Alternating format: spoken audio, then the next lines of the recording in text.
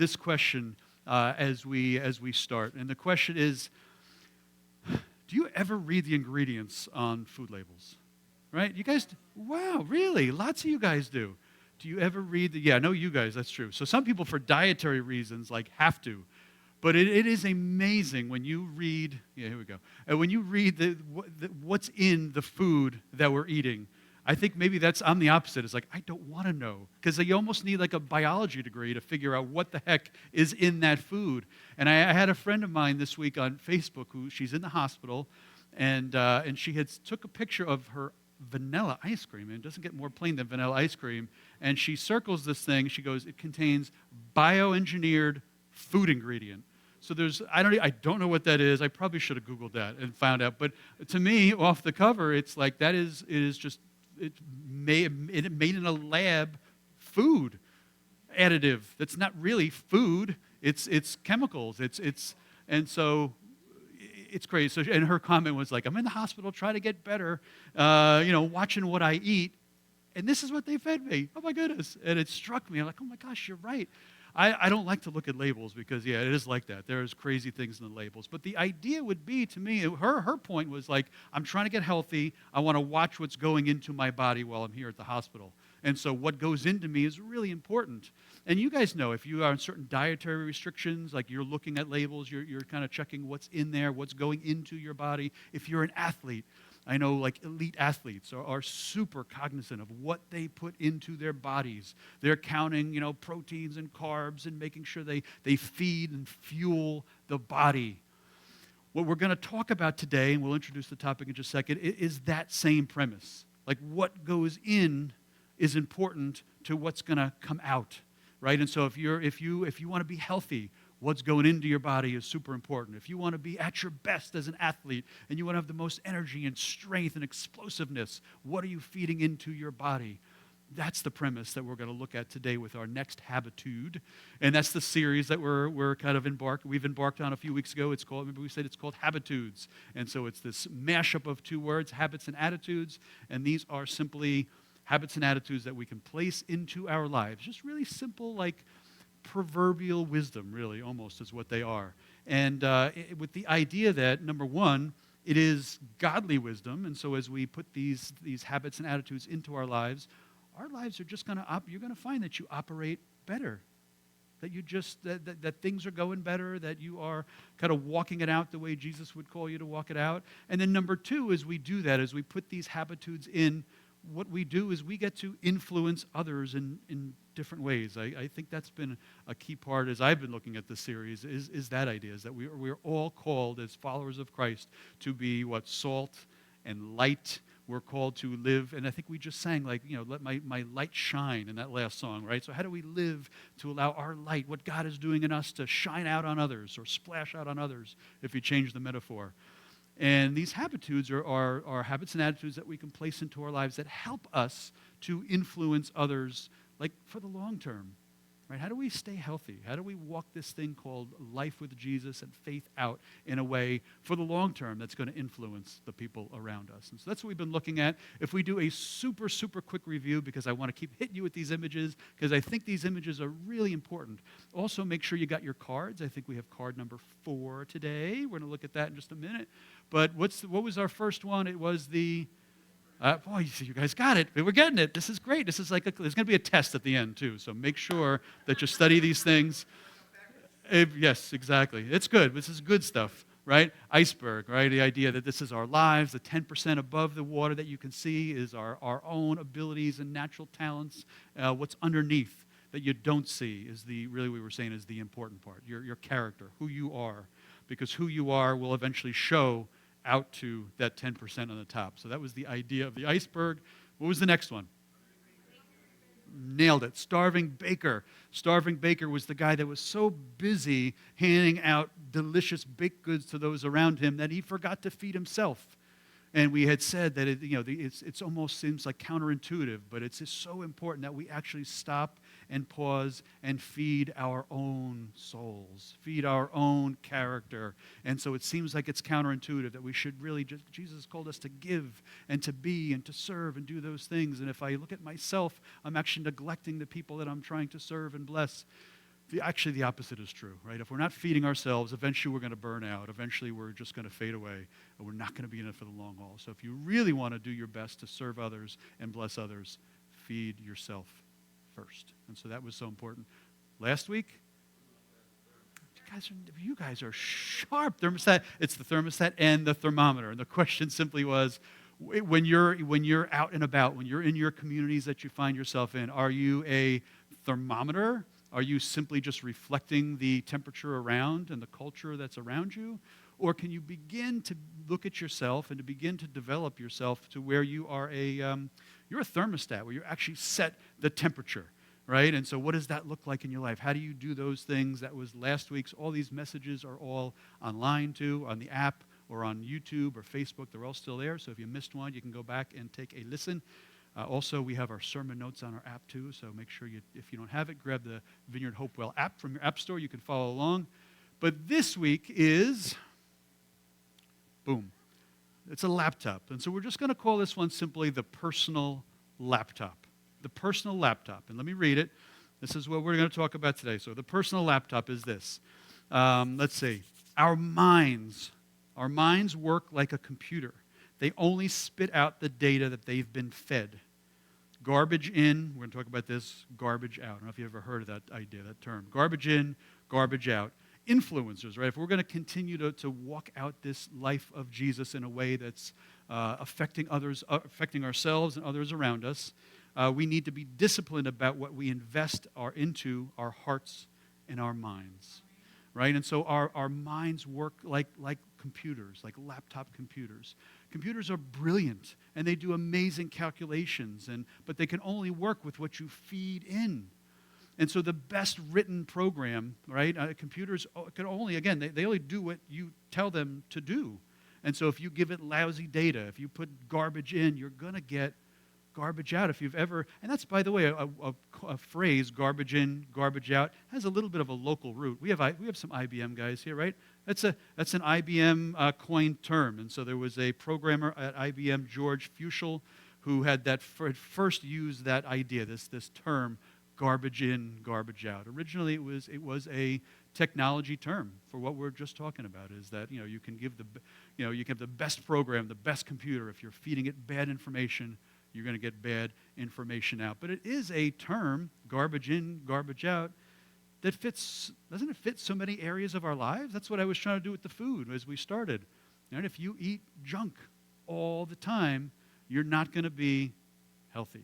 You're just not going to be healthy if you eat and you are constantly putting garbage into yourselves. How about this? How about cooking? We have any chefs in the room, right?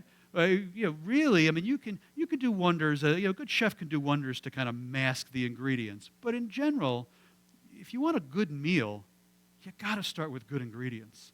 You got to shop for the best. You got to get the best stuff. You want the best meal, you need the best ingredients. So what goes in is super key to what's going to come out. This is our premise for today.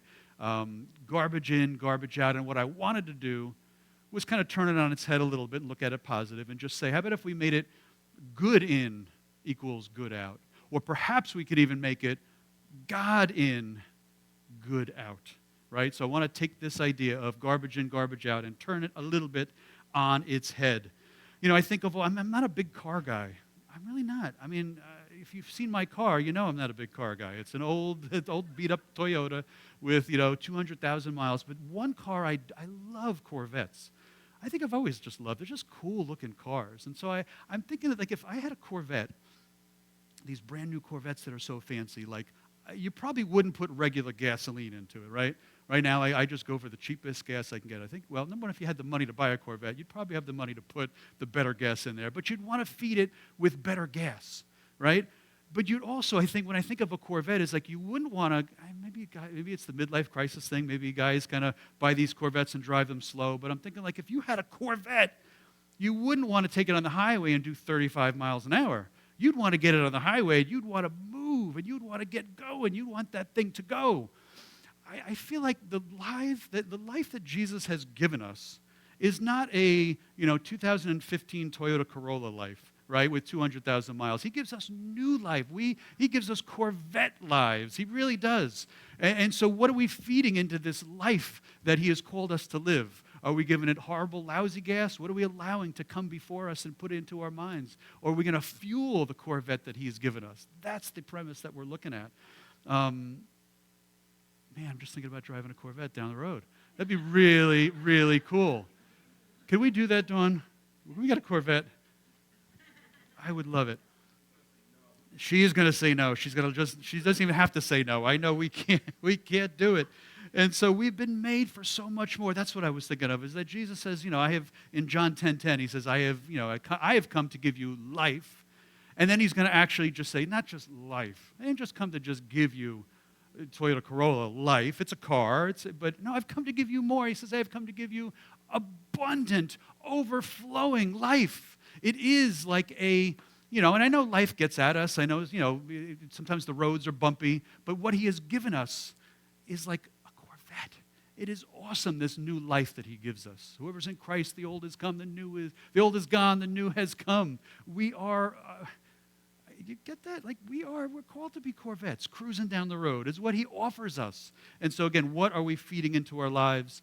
Zig Ziglar, who was, a popular author, and I think he turned out to be a Christian later on in life. Zig Ziglar, really just kind of a motivation, self-help. Yeah, not self-help is the wrong word, but anyway, he says this. He goes, "What you input into your mind determines your output. Guard what you feed your brain." Guard what you feed your brain. And brain science will tell you this. This is a kind of a fairly new field of study, brain science, as people and doctors and researchers are kind of looking at the brain. And so brain science would tell us that what we take in is so super important. And so it says what we know and what comes out of us is kind of what we've learned and what we've experienced and what we've seen. And so the facts that you know them, you can spit them out, because you've learned them, you've read them somewhere. And so when you get Lou and Ed Mullaney together, they're spitting out history facts. They're kind of giving you, they're amazing if you ever listen to those two quiz each other on history, because they read and they get that stuff in their heads and they watch shows on TV. They're so into it. So they put it in their minds and then they can spit it out. But even emotionally, the things we watch affect us. And so brain science would tell us that when we watch scenes depicting fear, or on the other side, happiness, it can trigger corresponding emotional responses in the brain, influencing our overall mood and outlook. And so depending on what you watch, if you're watching a scary show, right, or a scary movie, it almost like we have that corresponding emotion. If we watch something that's happy, it makes us happy. So what we take in actually affects our emotions. The media content that we watch can influence the release of neurotransmitters such as dopamine, which is linked to pleasure and reward. And so there's even at some kind of core level, as we watch stuff, it affects the way our body composition is made up. It kind of releases certain things into our body. When we watch or listen to others' experiences, maybe not even TV shows, maybe we kind of listen to people around us. It says mirror neurons in the brain fire as if we were experiencing the same events. This helps us with empathy. And it helps us to kind of connect with others. And so as we hear people, as we listen to their stories, as we talk to them, we begin to empathize. It changes our moods and our perspectives. The content we consume can influence our attention span and the ability to concentrate. This is a big thing with our kids as they're watching these quick little reels and things, and then just quick little snippets on Facebook or YouTube. And probably young guys are really not looking at Facebook, but YouTube, right? They watch these quick little videos, and so it affects our attention spans. And so what are we watching? It affects even our attention span. And then exposure to distressing or violent content can activate the brain's stress response system, triggering the release of cortisol and adrenaline. And so prolonged exposure can lead to anxiety and other stress-related issues. You get the picture I'm painting, right? What we watch, what we listen to, what we kind of allow ourselves to take in affects our brain, like our education, what we know. It affects our moods, our emotions. It can affect us physically. It is so super important. What we take in affects us. Garbage in, garbage out. But if we turn this around the other way and if we say, God in, good out, are there ways we're going to talk about today that we can change what we're watching, what we're experiencing, what we're listening to help us? Scripture would, so it's great advice, this little, our card, our personal laptop today, but it is godly advice. Listen to what Paul says in Philippians 4, 8, and 9. He goes, hey, finally, brothers and sisters, whatever is true, whatever is honorable, whatever is just, whatever is pure, whatever is lovely, whatever is commendable, if there is any excellence, if there is anything worthy of praise, he says, think about these things. Let them be what occupies your mind and what comes into your mind. And when you read a verse like that, I'm always thinking of he's probably telling them this because the opposite is probably the temptation. The opposite is probably what they're experiencing. And so they may be going, and it's easy, right, for us to go through our lives and just kind of through our days is pondering things that aren't true, that aren't honorable or just or pure or lovely, right? This so often is the things that we're confronted with that are filling up into our brains and whatever you're listening to, whatever you're watching is really where your mind is at. And so there's the temptation there to think about things that just aren't right, aren't pure, aren't good or healthy or commendable or praiseworthy. Paul says that's not what you should be thinking about. That's not what you should be allowing into your brain. And then he goes, what you have learned and received and heard and seen in me, which you have heard and seen in me, practice these things, he says, and the God of peace will be with you. That's the God in, good out, right? What you've seen and heard, practiced by me, do those things. And what happens? The God of peace will be with you. Good in, good out. I mean, we want God's presence with us, right? I mean, I want nothing more than your presence here with me, Lord. That means everything. This verse tells us how do we experience God's presence? Think about such things. So what we think about is important. Focusing on good things, particularly here is what Paul says is what they've seen and heard from him. He says, think about these things. And so what I want to do this morning is just quickly look at the importance of what we take into our minds. Success in both life and faith have ingredients. Success in life, success in our faith, it has ingredients. What are we putting in is the ingredient we want to look at today. So God in, good out. That'll be the tagline for this one, right? When we review next week and we look at the personal laptop, that's going to be the punchline. God in, good out. And so what we want to do this morning is I want to read from Proverbs, right? We need wisdom. Proverbs is wisdom literature. It is wisdom right from God. And so it says in Proverbs 4, we're going to look at, we're going to look at verses 20 through 25. It should come up there on our beautiful blue screen. And the author here, who is, by the way, Solomon. The author is Solomon, the wisest man who ever lived. And so Solomon is going to hit us with some amazing wisdom. And so he says, my son, my daughter, be attentive to my words. Incline your ear to my sayings. Let them not escape from your sight. Keep them within your heart, for they are life to those who find them, and healing to all their flesh. Keep your heart with all vigilance, for from it flow the springs of life. Put away from you crooked speech, and put devious talk far from you. Let your eyes look directly forward, and your gaze be straight before you. Ponder the path of your feet, then all of your ways will be sure. Do not swerve to the right or to the left. Turn your foot away from evil. Such great wisdom from Solomon. And I love this too for so many reasons, but Solomon is, he's not, and Proverbs is this way, but particularly like as Solomon writes, he's saying, hey, my son, he's not, this is his son who he's passionate about. Obviously, at the end of the day, this is God's word. We are his children. We are his sons and daughters. This is God's wisdom to us. But it's also Solomon writing to his sons. And so if you're a dad or you're a mom, you desperately want your kids to get it. You desperately want them to be successful in life. You desperately want them to learn the hard-won wisdom that you have. You want them to get it. And so we don't just tell our kids, if you want, here's something I've learned. It's okay if you do it. It's okay if you don't, right? We would be like, no, this is important. And that's exactly what he's doing here. He's not just saying, hey, this might be some good stuff, take it or leave it. He's like, no, this is important. Listen to this stuff, my son. And we recognize, too, of course, that, wisdom is personified in the Proverbs. You always get this kind of idea between wisdom and folly. Jesus, for us, is personified wisdom. Jesus is wisdom. And so this, to me, you could listen to Jesus telling us these things. My sons and my daughter, listen to this, right? Be attentive to my words. Jesus would say, be attentive to my words. Incline your ear to my sayings. And so, again, I love the idea that this is not just good ideas. It's emphasizing, like, what you're taking in. What are you putting into your minds and your hearts? And there's two areas that kind of become clear as we look at this. It's an opportunity for either garbage in, garbage out, or for God in, God out. And so the first one I want to look at, and it comes from verse 20 there, is like what we listen to.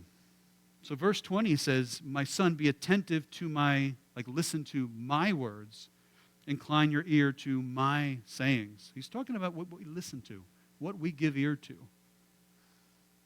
What do you guys listen to? It's a great question. What are you putting into your ears? When you drive in your car, what are you listening to? When you have a free moment, what do you...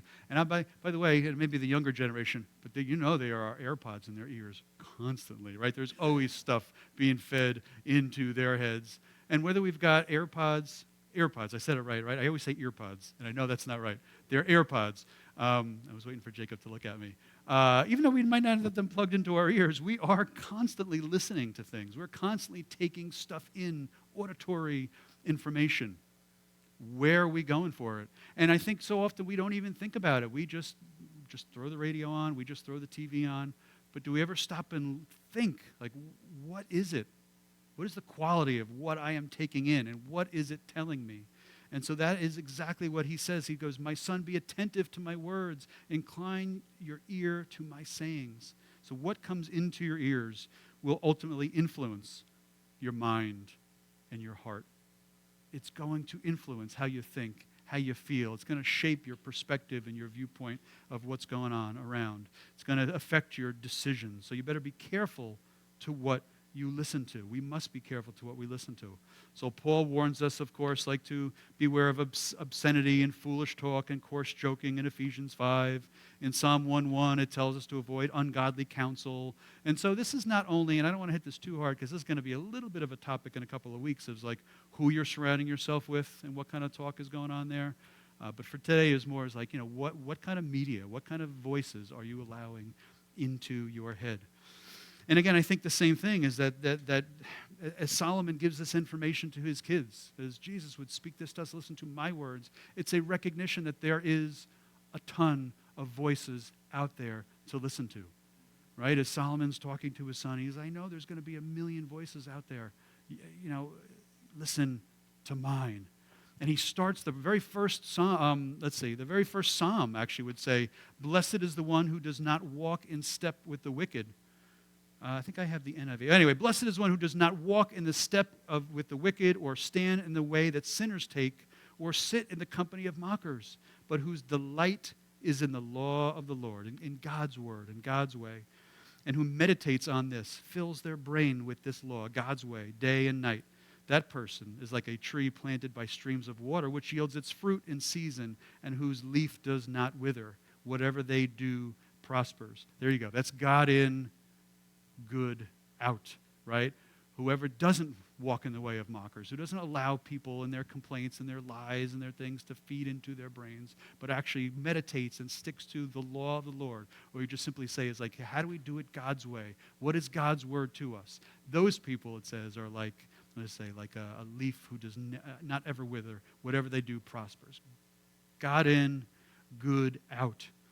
And there's such passion about Solomon's words, where he says, incline your ear to me. What is actually the image and the picture of inclining your ear is if you've ever been at a loud party or a wedding. You ever try to talk to somebody at a loud party or a wedding?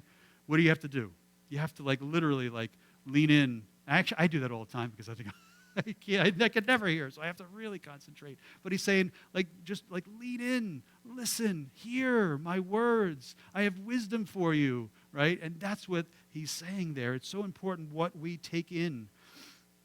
And he would even, I'll skip that part. So there's the first one, right? What are we taking in? What are you listening to? Because it influences us. At the end, I'm going to talk about what we can fill in instead of the bad stuff. But so that's the first area, right? What are we listening to? What are we taking in this way? But there's another one. Proverbs 4, verse 25. Now Solomon says, let your eyes look directly forward and your gaze be straight before you. He's going to start talking about what are you looking at and what are you looking to? What are you allowing to affect you visually? I'll throw it out there again. What are you looking at? And I think specifically of television and movies. What is it that you are filling your eyes with? And I guess they come together, right? It's visual and you're hearing it too. But what do you watch? What do you watch on TV? What do you kind of, what places do you find yourselves in that you're kind of seeing stuff before you? What do you look at? Do you ever think about it? Or is it just the same thing? And again, it's so now we just watch what we watch. We have our favorite shows. We just do it. So often we don't give it much thought of okay, what am I taking in? And how is that affecting me? And what am I consumed with? And where is that going? And so again, Proverbs 4:25, let your eyes look directly forward and your gaze be straight before you. What is before your eyes? Everybody has some vision before them that helps to determine their values and their actions and their plans. So whether we know it or not, what we watch is affecting us, our values, our actions, what we believe is right, what we believe is wrong, what we believe is fake news, what we believe is right news, what we believe, those things are affected by what we watch. What are you taking in?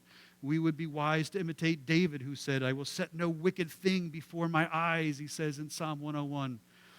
And the writer of Psalm 119 who prays, turn my eyes away from worthless things, that we would move our eyes away from that which is not beneficial, what is worthless, that we would take them from before our eyes. If we're looking to Jesus, right, Hebrews 12:2, right, if we look to Jesus as we walk this path of life, it helps us to keep our posture of faith. If we look to Jesus and keep our eyes set on him, I don't know, when you learn how to drive, did your teacher ever tell you this? Be careful what you're looking at, because I remember my teacher was like, if you're looking at the pretty girl walking on the side of the street as you're starting to drive, what are you going to do? You're going to be driving over there towards her, right? What are you looking at when you're driving the car? What do you got to look straight ahead? What do we want to do as followers of Christ? Look straight ahead. Keep our eyes on him. Because the more we're kind of looking this way or that way, we're going to drive this way or that way. Make straight paths for your feet is what the scriptures tell us. Otherwise, we end up going on a detour, whether we realize it or not. And so let's get practical. So, those are the two areas that I really, we talk about garbage in, garbage out. I just want to put that on your, again, this is stuff that we don't often think about, what we watch and what we look at. What we hear. Garbage in, it's going to affect your heart. It's going to affect your outlook. It's going to affect your mood and your temperament. It's going to affect what you think is true and real and right. But God in, good out. So let's get practical, right? If we were just to simply say this, review your past week. If I gave you homework and I would say, man, sit down and just jot down what you listened to on the radio, what you watched on TV.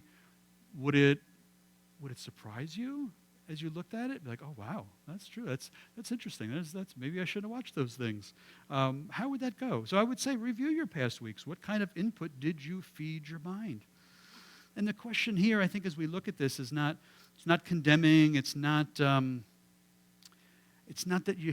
I think of food again, right? You're trying to eat healthy. You're an athlete. Let's pretend we're all athletes, right? And we want to feed our body with the best stuff available, right? It's not going to kill you that you had one little dessert, right?